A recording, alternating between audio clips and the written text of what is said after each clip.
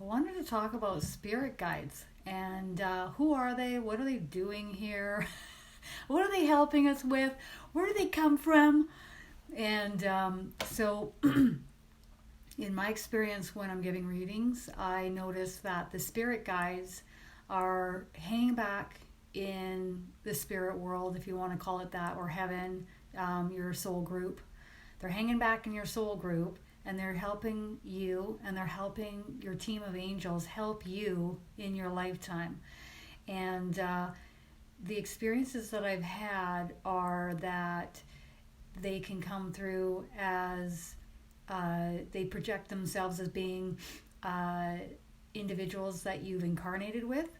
You could have like a Native American person come through, or they can project themselves to look however which way that is familiar or comfortable. It's what you need in this lifetime is what I find. Who are they? And what are they doing with you? So from my experience, is always two spirit guides that are from your soul group. So you would say that they are your soul mates, right? But they're hanging back in the spirit world in order to help you. And they're keeping an eye on things. They're working with the angels. They're all, every time I'm giving a reading, they wave. They may have some guidance for you. Usually it's a soul that has incarnated with you in multiple lifetimes. So you know which lifetimes you're coming in together as, and you know what you're going to be doing in that lifetime. You play these roles over and over in different lifetimes together. When you're in a lifetime, always two of the soulmates from your soul group are hanging back in the spirit world helping you. And then it'll be a trade-off. So when they go into an incarnation and they're needing your assistance, you'll hang back and help them as their spirit guides. It's really cool. Occasionally, and I mean really rarely, I will see a spirit guide that won't be a soul from your soul group, but will be an archangel or an ascended master. I've only seen this a few times. I remember being introduced to my spirit guide, Adrian. And Adrian, I could feel the familiarity with him. I knew that I had incarnated with him many times. And, many lifetimes as a Pleiadian, chatting with me. Very familiar, but I couldn't remember these lifetimes, obviously, because we are not meant to in these lifetimes. Not yet, anyways. And then a few years go by, and I'm like, well, who's my other spirit guide? And I heard in the corner of the room, that would be me. And I'm like, it was Archangel Michael. And I said, why are you my spirit guide?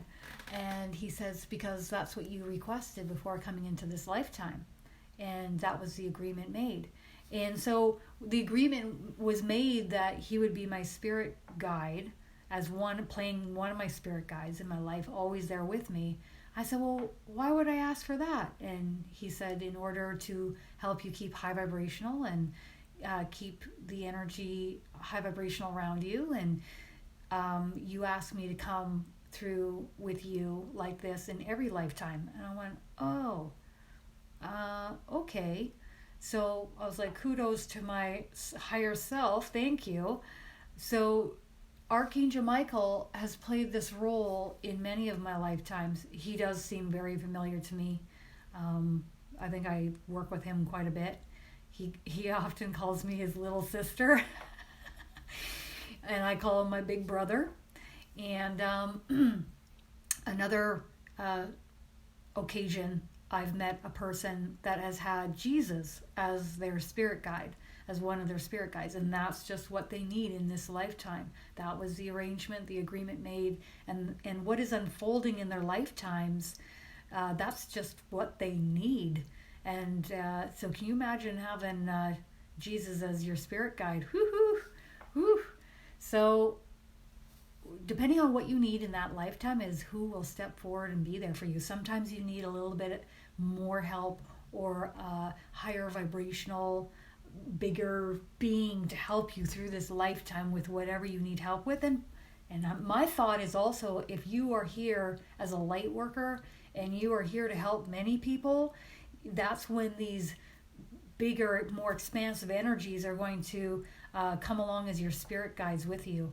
And I just thought that was just brilliant, brilliant, brilliant. But we all have two spirit guides that are always looking out after us. And then I've also seen that we have, deceased loved ones that have crossed over, maybe grandparents, parents, and they come back, siblings, and they decide that they're going to take on a role and work alongside your spirit guides, acting as a spirit guide. Some of them like in training, and some of them really have done this before, and they are more advanced and they know what they're doing. So I know that my Nana, Moira, will be coming back as a soul that will act as a spirit guide with my spirit guides. Now, I'm getting a slight pullback on that. So what that tells me is that she will assist the spirit guides. And I don't think wants to be called a spirit guide. That's correct. Okay. So my Nana will help me in this lifetime, and she's going to have my back in the spirit world along with my spirit guides and my angels, which is really exciting to work with her. And I don't know what's coming down the road, but I'm really excited to find out. So I hope that this really helps you guys, and know that most of the time when I'm giving readings, the spirit guides ask that we converse with our angels, and they work in conjunction with our angels in order to assist us. We can talk to them if we wish, but they would predominantly like us to talk with our angels, and then they work hand in hand with the angels when the angels need their assistance. So how cool is that? Pretty exciting. I can't wait to see what's going to come down the road in the near future. Bye, guys.